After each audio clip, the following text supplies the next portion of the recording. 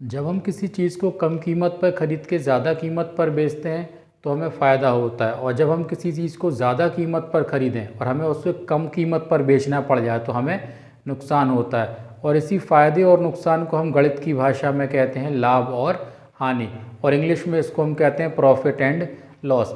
अब जो भी काम हमने किया उसमें हमें कितने का फ़ायदा हुआ या कितने की हानि, इसको हम कैसे निकालेंगे? तो इसके लिए हमारे पास दो सूत्र होते हैं। सबसे पहला सूत्र है लाभ बराबर विक्रय मूल्य माइनस क्रय मूल्य। मतलब यदि किसी काम में हमें लाभ हो रहा है तो लाभ कितने का हो रहा है ये हम कैसे निकालेंगे? इस सूत्र के द्वारा, लाभ बराबर विक्रय मूल्य माइनस क्रय मूल्य।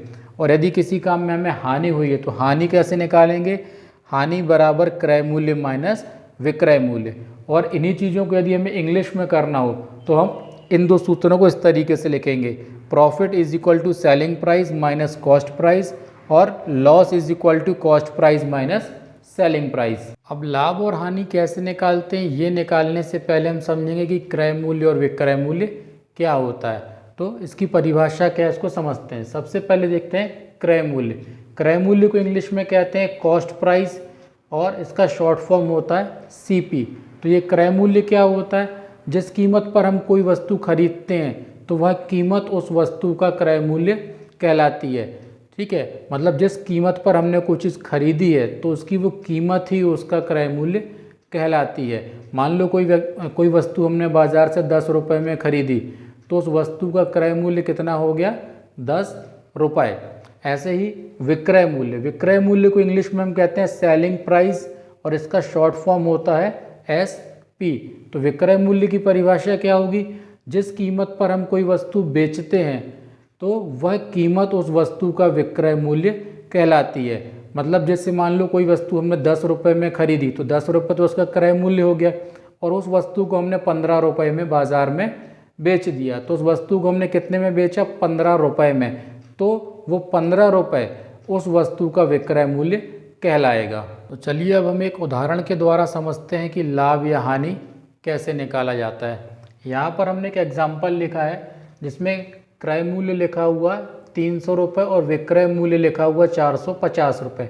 मतलब कोई एक वस्तु है जिसको हमने 300 रुपये में ख़रीदा है और उसको 450 रुपये में बेचा है। तो 300 रुपये जिसमें हमने ख़रीदा वो उसका क्रय मूल्य हो गया, और जितने में हमने बेचा मतलब 450, तो ये इसका विक्रय मूल्य हो गया। अब इसको हल कैसे करेंगे हम? कितने रुपए का लाभ हुआ या हानि हुई? तो सबसे पहले इस सवाल में हम देखेंगे कि क्रय मूल्य ज़्यादा है कि विक्रय मूल्य। तो यहाँ पे लिखा है 300 और यहाँ लिखा है 450, मतलब 450 बड़ी संख्या है, ये ज़्यादा रुपए हैं, तो इसका मतलब कि विक्रय मूल्य ज़्यादा है। तो इसको हम सबसे पहले इस तरीके से लिखेंगे, विक्रय मूल्य ज़्यादा है क्रय मूल्य से। तो हमने इसको हिंदी में लिखा, यहाँ विक्रय मूल्य ज़्यादा है क्रय मूल्य से। विक्रय मूल्य का शॉर्ट फॉर्म हम लिख सकते हैं V और मु, और क्रय मूल्य का शॉर्ट फॉर्म क्र और मु। तो विक्रय मूल्य ज़्यादा है क्रय मूल्य से, और जब विक्रय मूल्य क्रय मूल्य से ज़्यादा होता है तो क्या होता है?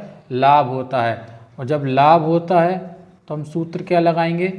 लाभ बराबर विक्रय मूल्य माइनस क्रय मूल्य। यहाँ पर विक्रय मूल्य कितना दिया है हमें? 450, क्रय मूल्य दिया है 300। अब दोनों को हम घटा देंगे तो कितना बचेगा? 150। मतलब कोई वस्तु हमने 300 रुपये में ख़रीद के 450 रुपये में बेची तो हमें कितने रुपए का लाभ हुआ? 150 रुपये का। अब यदि इसी चीज़ को हम इंग्लिश में करें तो कैसे करेंगे? यहाँ पे हमें कॉस्ट प्राइस दी गई है 300 रुपीज़ और सेलिंग प्राइस दी गई है 450 रुपीज़। तो सबसे पहले हम क्या चेक करेंगे यहाँ पर भी कि सेलिंग प्राइस ज़्यादा है या कॉस्ट प्राइस ज़्यादा है। तो हमको यहाँ पे दिख रहा है कि कॉस्ट जो सेलिंग प्राइस है 450 ये ज़्यादा है और कॉस्ट प्राइस कम है। ठीक, तो इसको हम यहाँ पर क्या लिखेंगे? Since selling price is greater than cost price, selling price is greater than cost price. इसका मतलब क्या है? यहाँ पे प्रॉफिट हो रहा है। ठीक है, जब सेलिंग प्राइस कॉस्ट प्राइस से ज़्यादा हो तो इसका मतलब यहाँ पे प्रॉफिट हो रहा है। और जब प्रॉफिट होगा तो उसको हम कैसे निकालेंगे, इसका फॉर्मूला होता है profit is equal to selling price minus cost price. तो सेलिंग प्राइस कितनी है यहाँ पर 450 और कॉस्ट प्राइस है यहाँ पर 300। अब इन दोनों को माइनस करेंगे तो क्या आएगा 150, मतलब हमें कितने रुपए का प्रॉफिट हुआ 150 रुपीज़ का प्रॉफिट हुआ। अब यदि मान लो किसी सवाल में हमको हानि के बारे में निकालना हुई कितने रुपए की हानि हुई, तो वो हम कैसे निकालेंगे, तो इसी सवाल में हम थोड़ा सा चेंज कर देते हैं। ठीक है, अब मान लो यहाँ पर हमें क्रय मूल्य है हमारा है 450 और विक्रय मूल्य हो गया 300 रुपये। ठीक है,